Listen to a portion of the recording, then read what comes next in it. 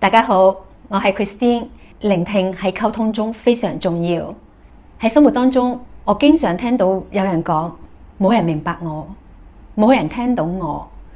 有一次，我同一位教授傾偈，佢話佢有一個學生情緒困擾，想去大學嗰度尋求輔導，但係原來要等3個月。一個受住情緒困擾嘅人，要等3個月之後先得到一份嘅幫助，係幾咁煎熬。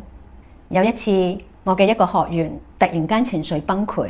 原來佢有一位同事自殺，佢翳住喺心入邊成個星期冇同人傾過，就係因為佢擔心冇人承載得住佢嘅情緒。想象一下，如果身邊有人識得聽自己幾咁幸福嘅事，係因為咁樣，我哋就創造呢個課程。我哋相信每個人唔需要成為專業嘅輔導員，只要你有心，你就可以學識深度聆聽，然後可以為我哋身邊嘅人發出一份光。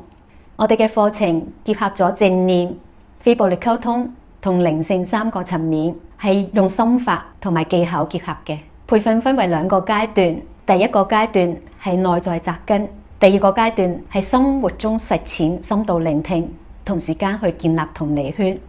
課程結束之後呢，我哋會繼續有個旅程，係讓學員繼續彼此連結、支持同埋成長，建立一個同理圈，豐盛彼此嘅生命。